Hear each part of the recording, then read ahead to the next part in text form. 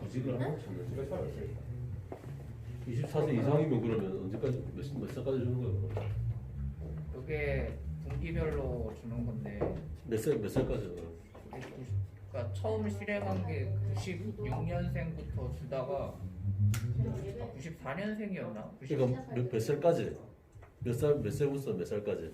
지금은 95년생까지는 줄 거예요. 94년생부터 95년생까지. 94년에서 95년 사이 거기만 든다고? 네. 나이대 두 나이대만. 네. 그런 거야.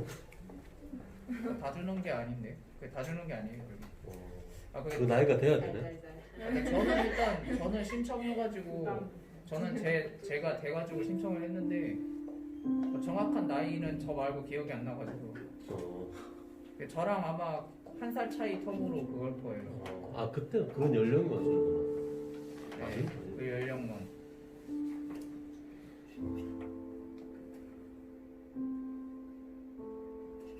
저는 작년 4분기부터였나? 그때부터 신청 가능해가지고 아마 올해 3분기까지 해서 딱 받을 수 있는 걸로 아는데.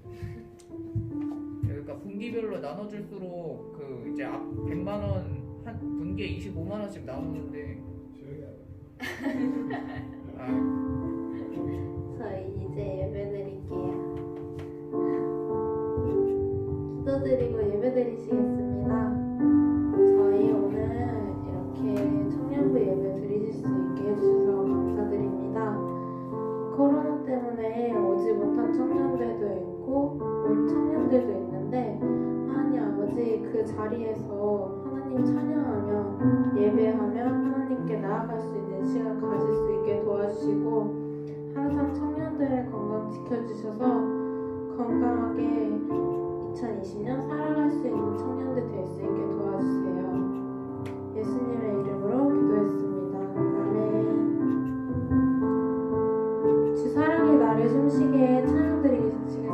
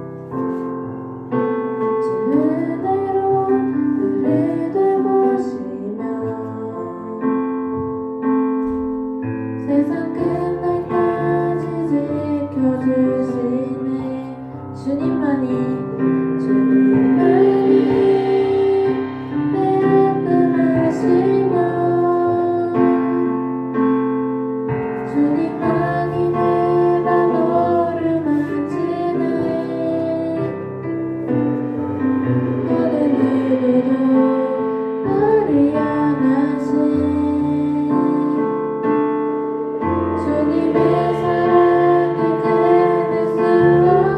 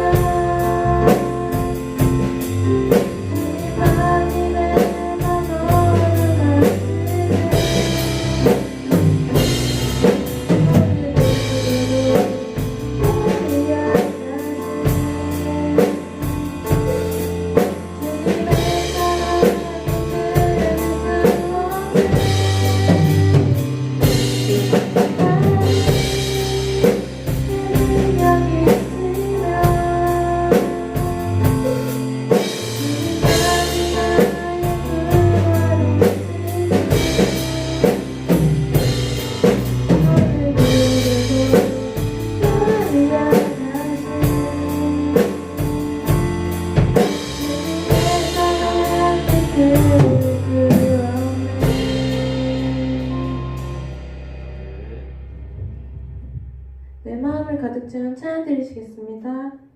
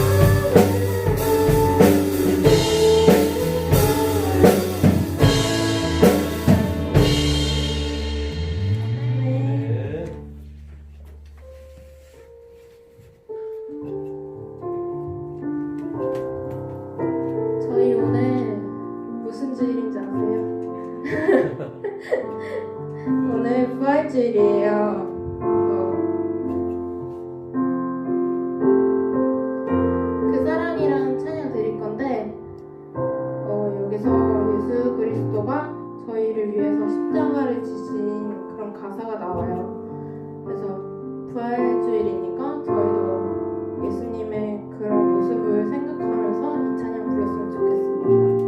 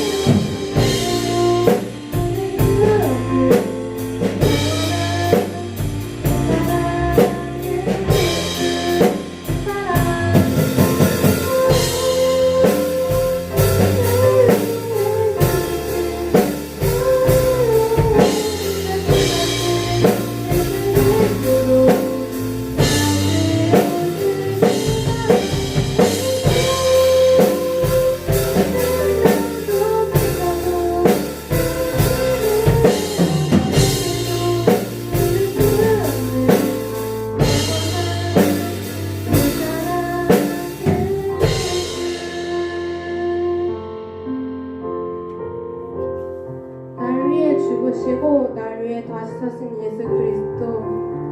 오늘은 부활주일입니다.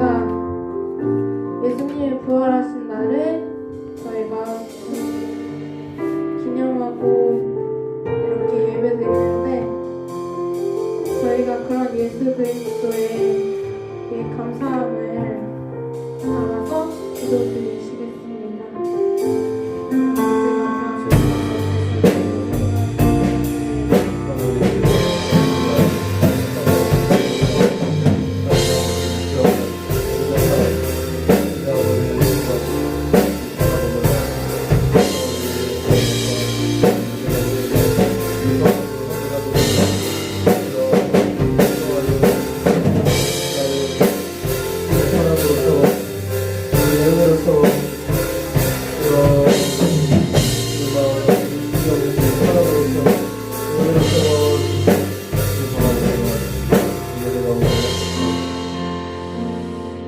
하나님 감사합니다. 주님의 은혜로 우리 청년부 또 예배를 드리게 하심에 감사합니다.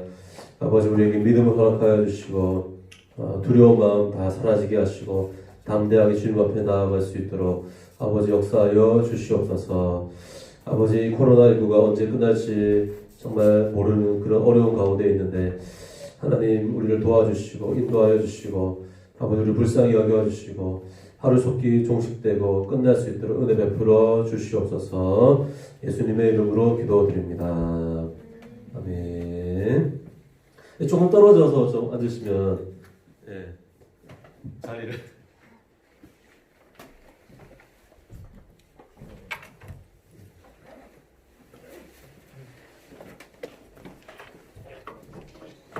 불시에 또 언제 올지 어떤 데를 보니까 불시가 온다고 하더라고요. 시에서.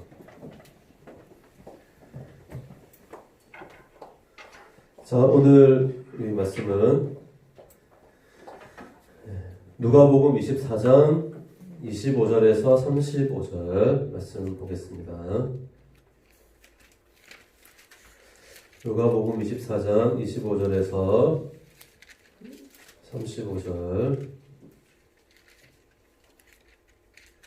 누가복음 24장 25절에서 35절 우리 한 절씩 교독으로 읽겠습니다. 이르시되 미련하고 선지자들이 말한 모든 것을 마음에 더디 믿는 자들이여 그리스도가 이런 고난을 받고 자기 영광에 들어가야 할 것이 아니냐 하시고 이에 모세와 모든 선지자의 글로 시작하여 모든 성경에 쓴 바 자기에 관한 것을 자세히 설명하시니라. 그들이 가는 마을에 가까이 가매 예수는 더 가려 하는 것 같이 하시니 그들이 강권하여 이르되 우리와 함께 유하사이다.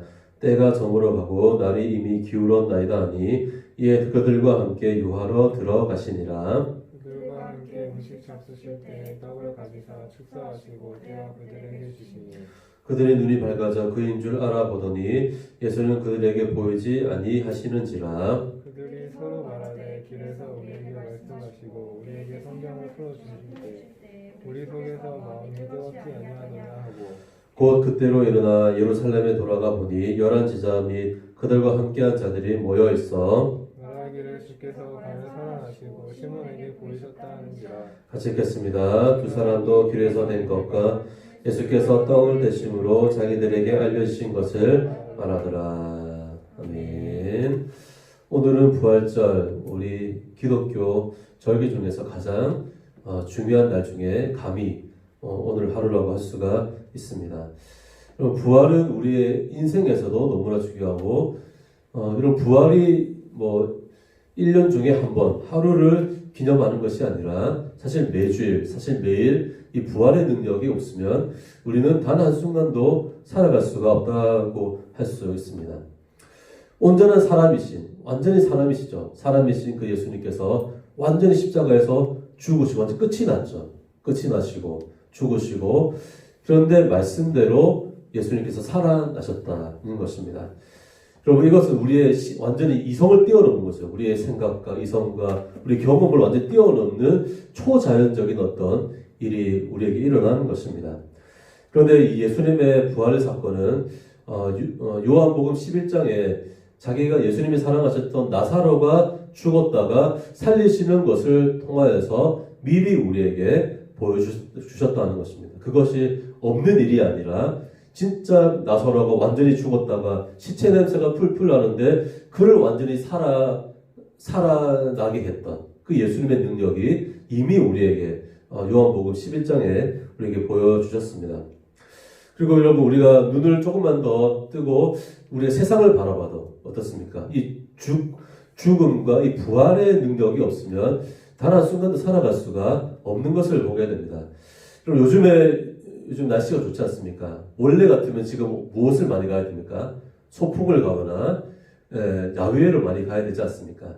그런데 여러분 꽃이 피고 벚꽃이 엄청 폈지 않습니까?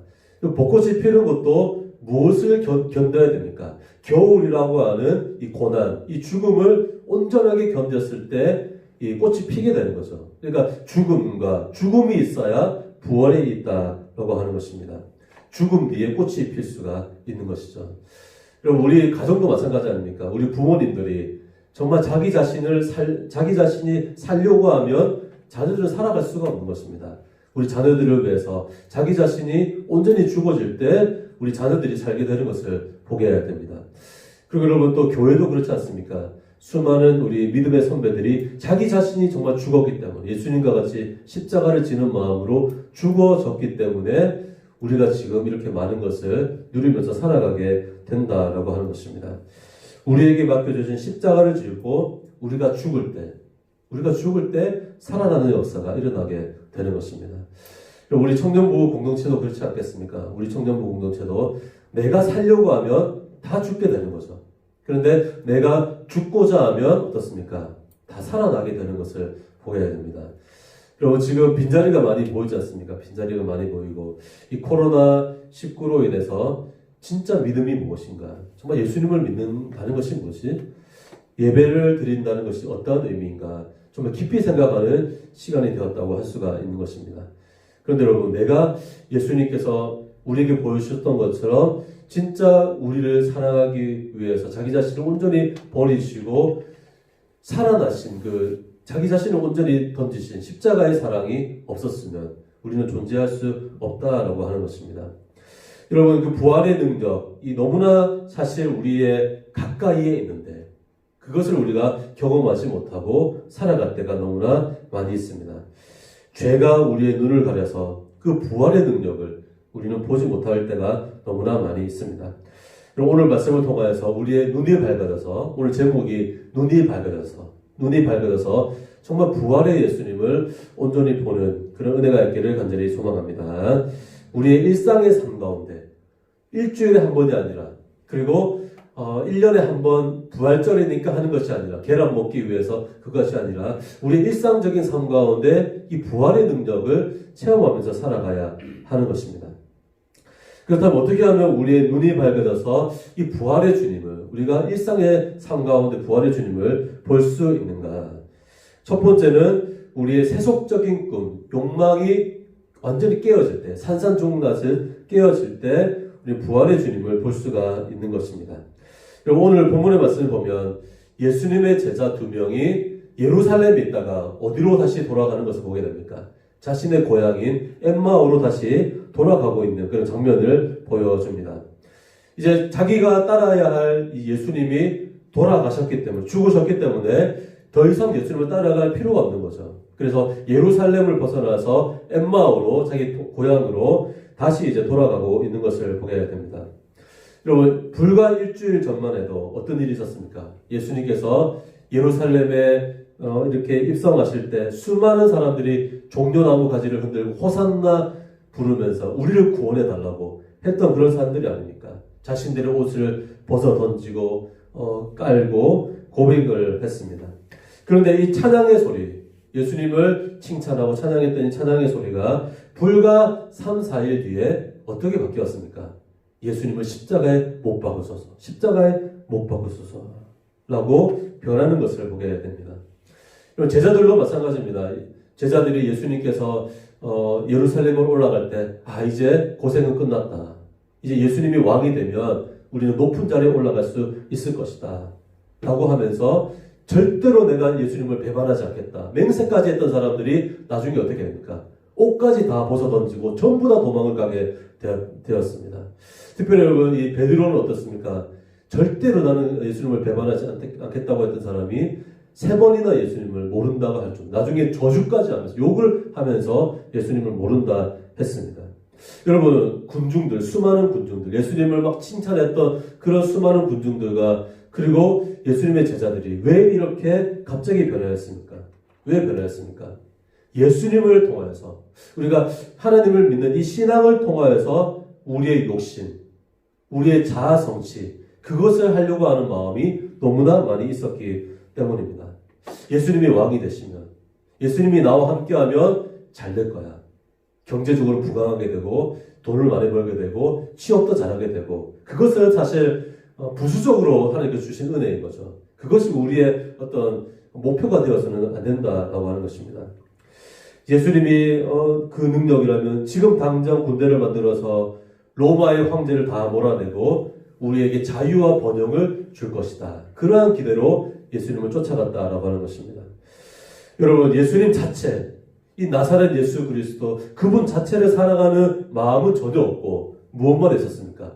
예수님의 능력만을 구하는 그런 모습이 있었다라고 하는 것입니다. 그렇기 때문에 이 두 제자는 예수님께서 부활의 예수님이 함께 같이 걸어가는데도 불구하고 예수님을 알아보지 못하는 것을 보게 됩니다. 그럼 우리의 욕심, 우리의 욕망이 완전히 깨어질 때, 완전히 산산조각 나듯 깨어질 때 우리의 눈이 밝아져서 우리와 함께, 지금도 우리와 함께 하시는 그 예수 그리스도를 진짜로 볼 수 있다라고 하는 것입니다. 여러분 어떻습니까? 우리 예수님을 믿는 그 목적이 뭡니까? 어떤 목적이 있습니까? 예전에는 항상 뭐 그런 이야기 많이 했었어요. 예수님 잘 믿고 헌금 많이 하면 대박 날 거라고. 어떤 분들이 많이 이야기했죠. 부흥사들이 그런 이야기 많이 했지 않습니까? 이만큼 투자하면 더 많이 3배, 4배 벌게 될 것이. 사실 그거 아닙니까? 더 많이 투자해라. 근데 그게 기독교 신앙의 본질입니까? 그것이 아니다라고 하는 것입니다. 그럼 우리가 정말 예수님을 정말 순수한 마음 그대로, 순전한 마음 그대로 정말 우리가 바라보는가? 그럼 우리가 어렸을 때 진짜 친한 친구 있지 않습니까? 제일 친한 친구 누굽니까? 다 진짜 친한 친구 있지 않습니까? 초등학교 때, 중고등학교 때 정말 순수하게 같이 놀았던 그런 친구들 지금 30대가 되고 40대가 돼도 그 사람의 뭐 지위가 높고 낮은 그거 중요한 것이 아니라 순수한 마음 그대로 만날 수 있는 그런 장점이 있지 않습니까?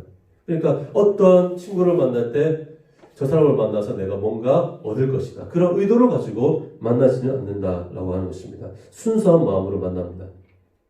그럼 마태복음 5장 8절의 말씀을 보면 이런 말씀이 있습니다. 마음이 청결한 자는 복이 있나니 그들이 하나님을 볼 것이다. 하나님을 보려면 어떻게 됩니까? 마음이 청결해야 하는 것입니다. 예수님을 통해서 내가 이만큼 시간을 들이고 뭔가 투자하면 나에게 좋은 일이 있을 것이다.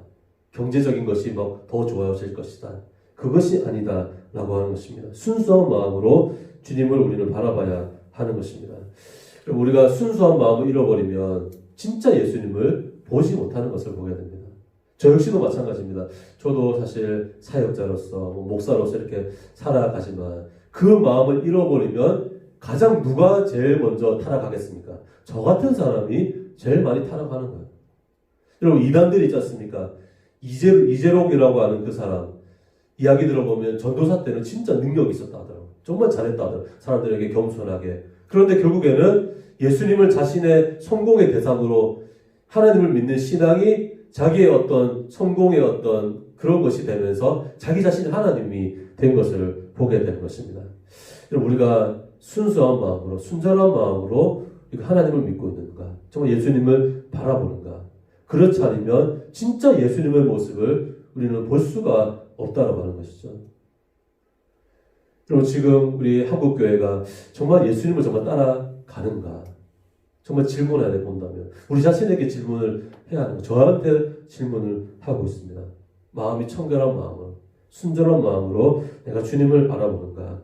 그렇지 않으면 같이 함께 가는데도 불구하고 예수님이 함께 하는데도 불구하고 예수님을 보지 못한다라고 하는 것입니다. 여러분 우리가 순전한 마음으로 순결한 마음으로 예수님을 다시 바라보는 은혜가 있기를 간절히 소망합니다. 자, 두 번째 우리가 어떻게 하면 우리의 눈을 밝아져서 이 부활의 예수님을 볼 수 있는가? 어떻게 하면 볼 수 있습니까? 함께 신앙생활하는 사람들을 존중하고 그들의 이야기를 잘 귀담아 들을 때 부활의 예수님을 볼 수 있다라고 하는 것입니다. 자, 옆에 있는 분들은 어떻습니까? 귀한 분입니까? 아니면 항상 같이 했으니까 혹시 그런 생각 가지고 있지 않습니까? 항상 같이 했는데 뭐 이런 거 있지 않습니까? 서로 이렇게 잘 어울린다 이렇게 하면 뭐라고 합니까? 저 사람은 절대 안 된다. 우리 안에서는 절대 안 된다. 그렇지 않습니까? 근데 뭐 우리 교회 청년부는 서로 결혼도 많이 하고 굉장히 긍정적이죠. 긍정적인 그런 부분입니다. 근데 다른 교회 이야기 들어보면 절대로 서로 안에서 서로 신뢰가 없는 거죠. 아예. 그래서 절대로 저 사람하고는 만날 수 없다. 뭐 그렇게 하지 않습니까? 여러분 우리가 옆에 있는 사람들의 이야기를 잘 듣고 그들을 존중할 때 주님을 볼 수 있다라고 하는 것입니다.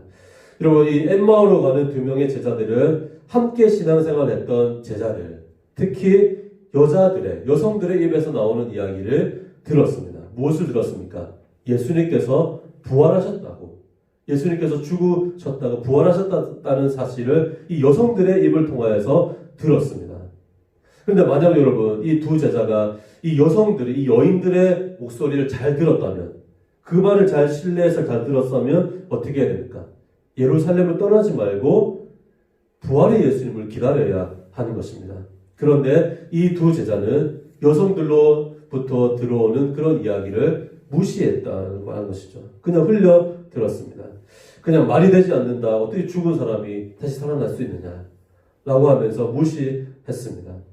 여러분 22절에서 24절 한번 같이 읽어보겠습니다. 22절에서 24절 같이 읽겠습니다. 또한 우리 중에 어떤 여자들이 우리로 놀라게 하였으니 이는 그들이 새벽에 무덤에 갔다가 그의 시체는 보지 못하고 그가 살아나셨다 하는 천사들의 나타남을 보았다 함이라. 또 우리와 함께 한 여자 중에 두어 사람이 무덤에 가 과연 여자들이 말한 바와 같음을 보았으나 예수는 보지 못하였으리라 하거늘. 여러분 예수님께서 부활하셨다고 하는 사실을 한두 사람이 들은 것이 아니다는 거죠. 여성들 두어 사람이 들었다라고 하는 것입니다. 그럼에도 불구하고 이 두 사람은 그 이야기에 귀담아 듣지 않았다라고 하는 것입니다. 자신들의 편견, 자신들의 생각에 사로잡혀서 모든 것을 다 포기하고 이제 어디로 가고 있습니까? 엠마오로, 자기 고향으로 가고 있는 것입니다. 혹시 여러분 이 사람들이 한국의 속담이 있지 않습니까? 무엇이 울면 집안이 망한다고 합니까? 옛날부터 했던 속담이 있지 않습니까? 뭡니까? 암탉이 울면 집안이 망한다. 여자가 시끄럽게 집에서 이렇게 하면 집안이 망한 것이다. 혹시 그 이야기를 들었는지 모르지만 여러분 암탉이 울면 집안이 망한다 라고 하는 말이 유행했던 때가 언제입니까 여러분? 언제 유명했죠? 조선시대 아닙니까? 여러분 조선시대가 지금까지 이어집니까? 아니면 망했습니까? 망했죠. 그 이야기 암탉이 울면 집안이 망한다 라고 하는 이 말이 유행했던 조선시대는 망했습니다. 망했습니다. 그런데 여러분 이것을 뒤로 해가지고 암탉이 울면 여성들이 잘 이야기하고 여성들이 정말 잘하면 집안이 잘 된다 라고 했으면 지금도 어떻게 보면 조선시대가 이어지지 않을까. 그건 제 생각입니다. 제 생각입니다.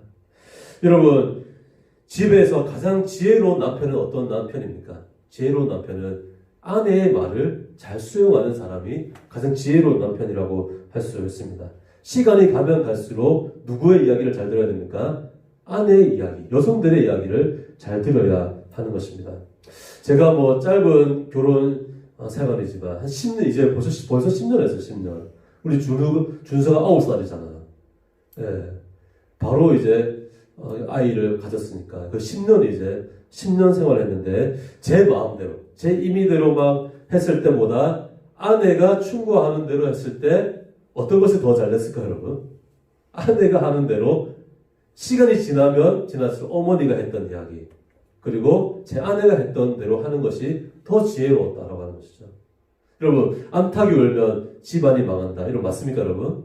잘못된 거죠. 그래서 여러분 조선시대가 망한 겁니다. 근데 여러분 여성들을 존중하고 여성들의 이야기를 잘 들어야 된다 그러한 이야기가 있으면 조선시대는 지금도 이어지지 않았을까 그건 제 생각입니다. 여러분 우리가 속해 있는 교단이 어디입니까? 대한예수교 장로회.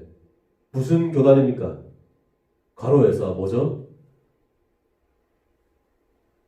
가로에서 뭔지 아십니까? 그는 장로교인 줄 알잖아 그냥. 장로교 가로하고 통합측입니다. 통합측. 통합측은 좀 어떤 색깔이냐면 조금 온건 진보입니다. 온건 진보. 그러니까 보수적인 신앙이 있고 조금 진보적인 온건파적인 어떤 보수적인 것 좋은 것도 받아들이고 진보적인 것도 좋은 거 있으면 받아들이고 하는 그 통합을 이루는 그런 이제 그걸 가지고 있습니다. 여러분 우리가 속해 있는 이 교단이 나라에서 뭔가 대통령이나 지도자들이 뭔가 세상에서 뭔가 어떤 일이 일어났다 하면 누구하고 가장 먼저 대화를 하겠습니까? 많은 교단들이 있지 않습니까? 많은 교단 중에서 가장 공신력 있는 교단이 사실 우리 교단이다라고 하는 것이죠. 그래서 우리 교단의 총회장이 가서 청와대에 가서 이야기를 하거나 어떤 여러 가지 이야기를 하는 것을 보게 됩니다.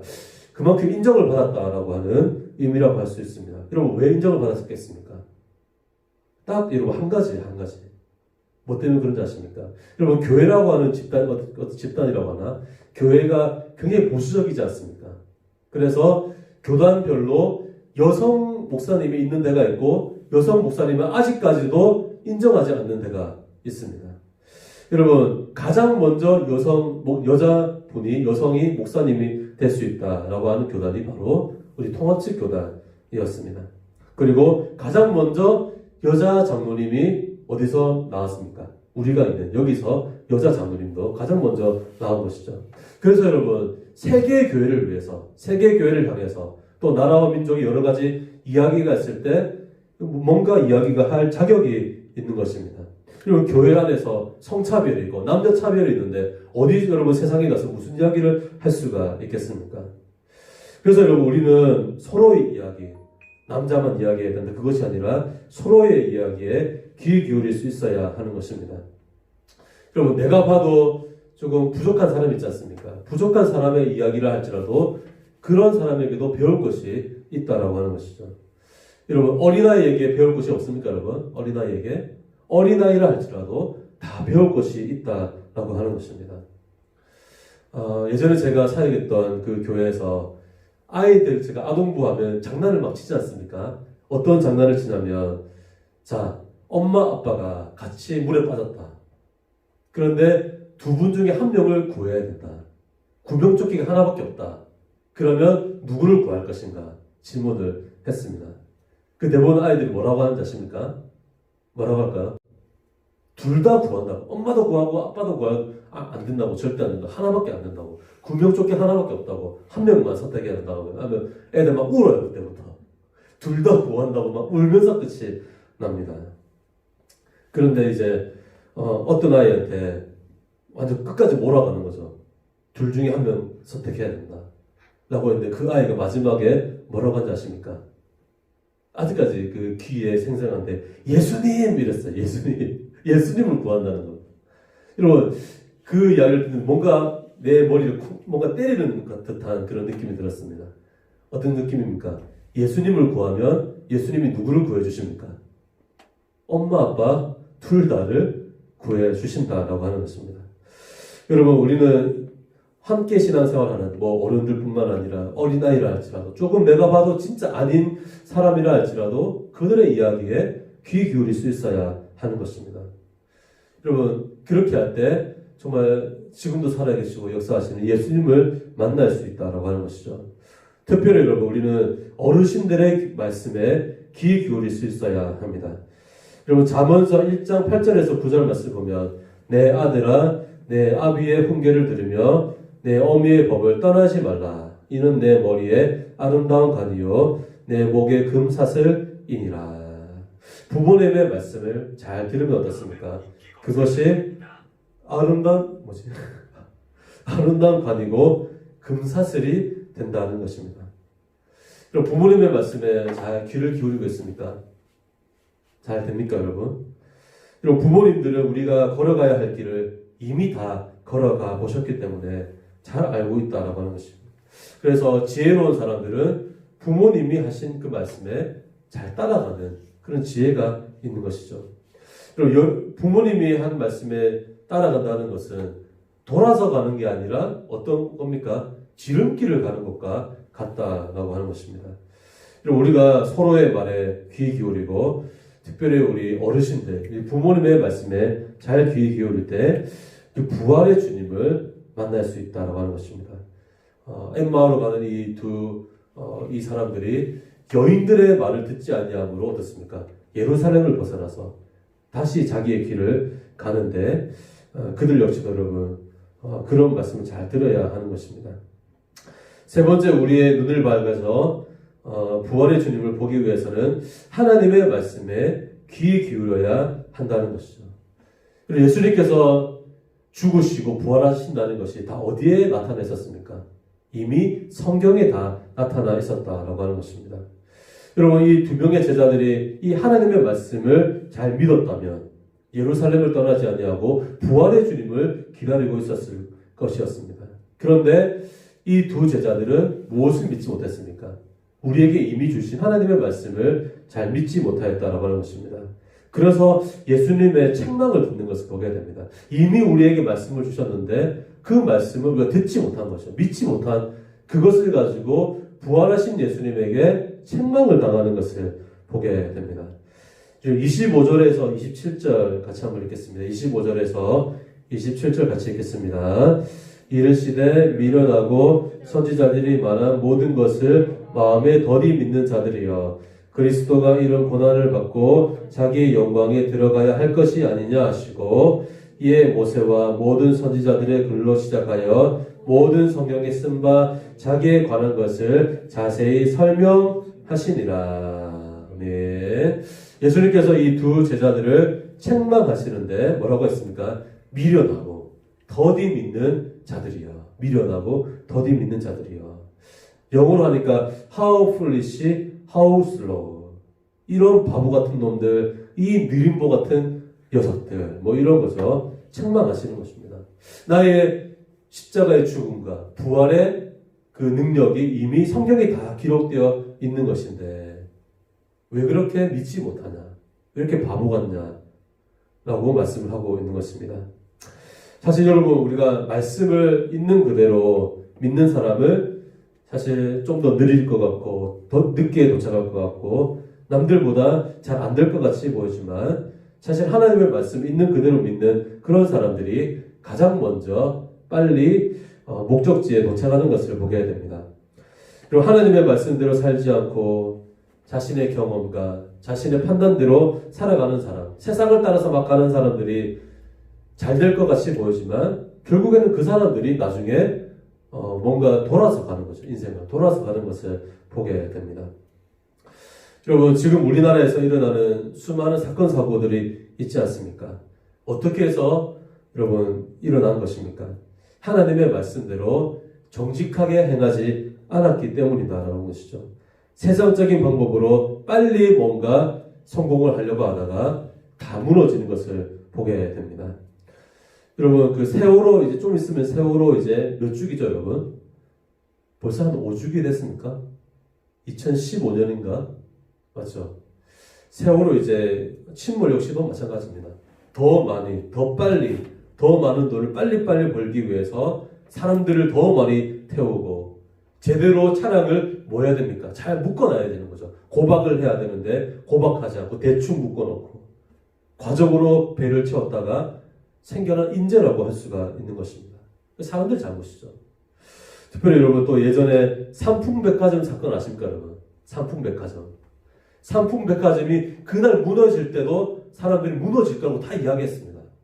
그런데 그 계속 돈을 벌어야 된다고 했던 그 회장이 뭐라고 했냐면 하면 안 된다. 근데 가장 먼저 도망간 사람이 누굽니까? 그 회장이 가장 먼저 도망갔습니다.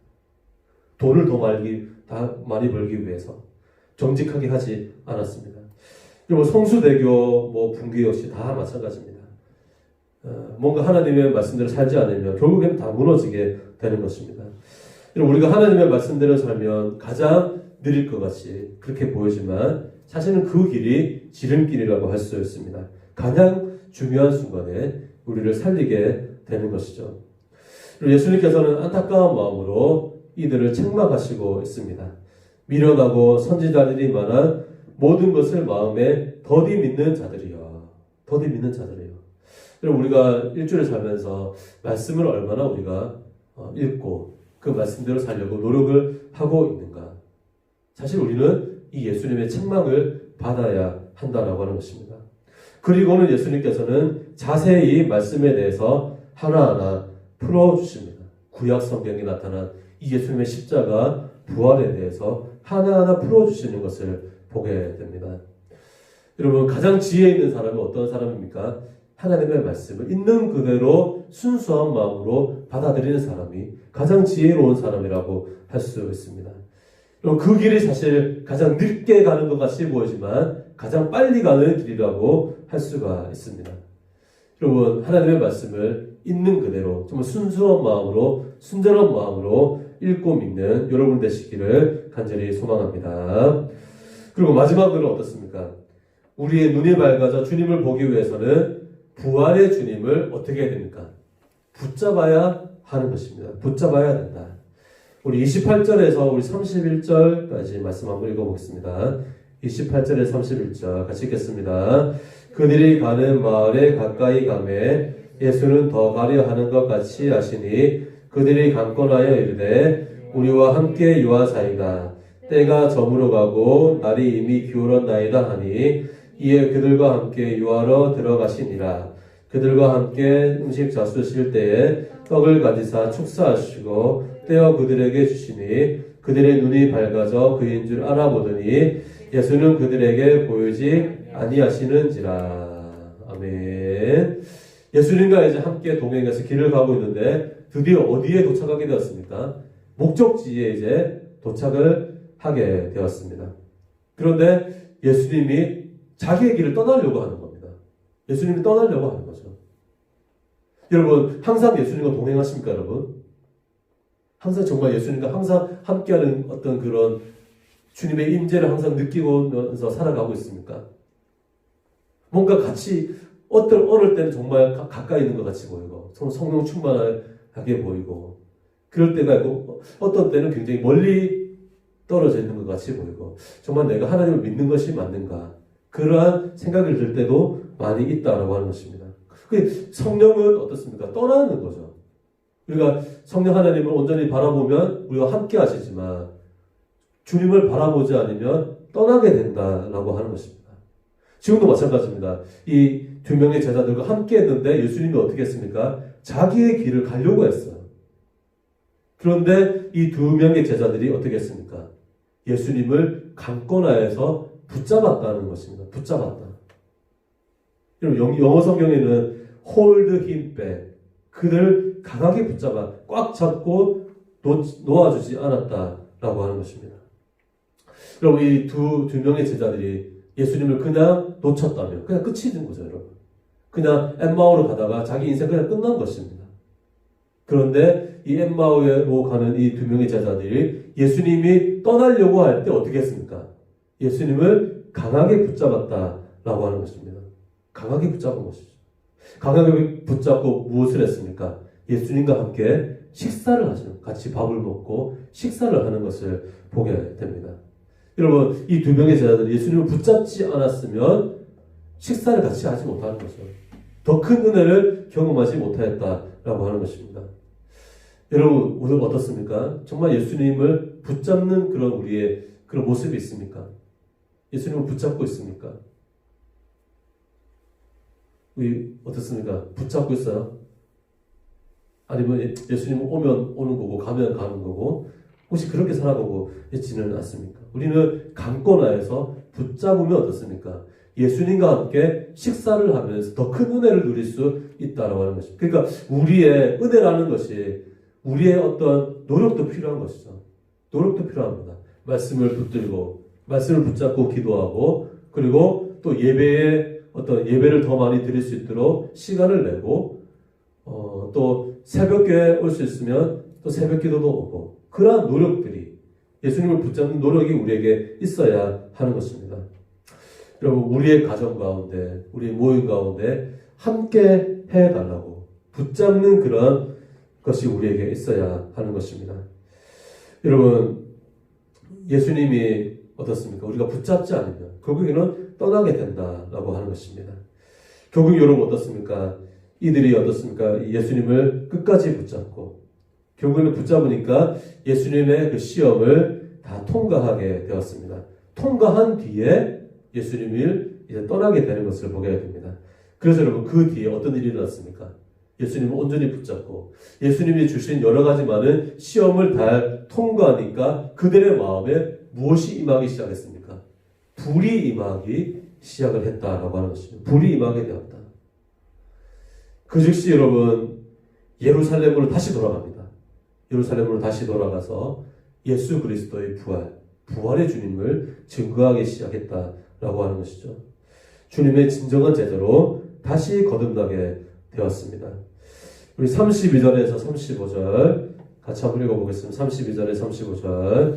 그들이 서로 말하되 길에서 우리에게 말씀하시고 우리에게 성경을 풀어주실 때에 우리 속에서 마음이 뜨겁지 아니하느냐 하고 곧 그때로 일어나 예루살렘에 돌아가 보니 11 제자 및 그들과 함께한 자들이 모여 있어 말하기를 주께서 과연 살아나시고 시몬에게 보이셨다 하는지라.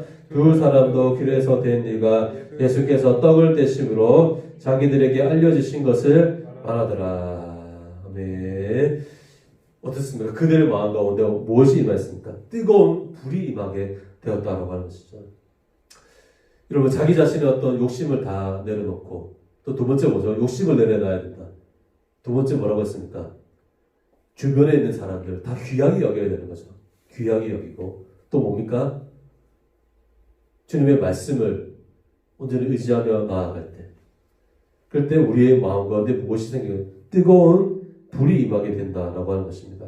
그때 눈이 밝아져서 예수님이 부활의 주님을 보게 된다라고 하는 것입니다. 여러분, 우리의 마음 가운데, 우리의 삶 가운데 정말 주님의 불이 임하는 은혜가 있기를 간절히 소망합니다. 주님을 정말 온전히 바라보고 우리의 눈이 밝아져서 우리와 지금도 함께 하시는데 그 주님을 온전히 의지하는 그러한 우리 청년부 모두가 되기를 간절히 소망합니다. 기도하겠습니다. 사랑의 하나님, 감사합니다. 주님의 은혜 가운데 우리가 주님을 예배하게 하시고 주님을 바라보게 하심을 감사합니다. 하나님, 우리가 어떠한 상황이 있다 할지라도 주님을 바라보게 하시고 아버지, 우리의 눈이 밝아져 부활의 주님을 온전히 바라볼 수 있는 은혜를 허락하여 주시옵소서. 성령의 충만함 허락하여 주시고 아버지, 우리의 심령에 뜨거운 불이 임하게 하시고 부활의 주님을 온전히 선포하는 그런 삶을 살 수 있도록 붙들어 주시옵소서. 감사드리며 예수님의 이름으로 기도드립니다. 아멘. 우리 찬양 드리겠습니다. 우리 마지막 찬양 드리겠습니다. 마지막 했던 찬양.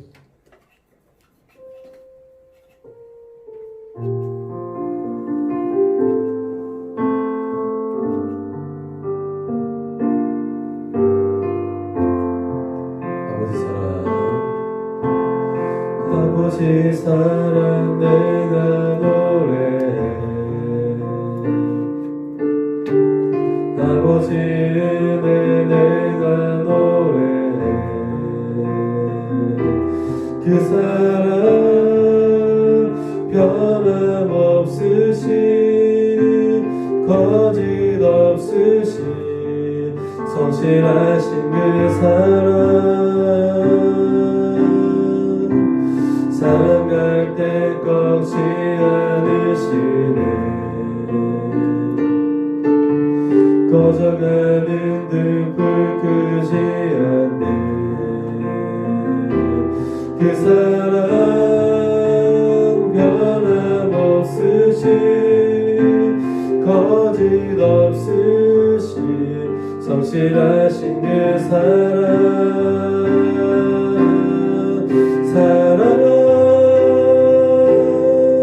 그 사랑 나 위해 주신 나 위해 다시 사신 예수 그리스도 다시 오실 그 사랑 죽음도 생명도 천사도 하늘의 어떤 권세도 끊을 수 없는 영원한 그 사랑 예수. 우리 같이 기도하겠습니다. 우리 부활의 주님을 보기 원합니다. 지금 우리와 함께 하시고 지금도 역사하시는 그 부활의 주님을 온전히 만나는 우리 삶이 되기 원합니다. 아버지, 우리 안에 있는 모든 욕심을 다 내려놓게 하시고 하나님, 우리가 우리 주변에 함께하는 모든 분들을 귀하게 여기는 그런 은혜를 허락하여 주시옵소서. 하나님, 우리가 말씀을 허락하여 주시고 말씀을 붙드는 우리 삶이 되기 원합니다. 주님을 온전히 붙드는 삶이 되기 원합니다. 아버지, 함께하여 주시옵소서. 정말 예수님을 바라보는 우리 신앙이 되기 원합니다. 붙들어 주시옵소서. 이렇게 같이 기도하며 나가겠습니다. 기도하겠습니다. 사랑하는 하나님, 감사합니다. 주님의 은혜 가운데 우리를 인도하여 주시고 주님을 바라보게 하시면 감사합니다.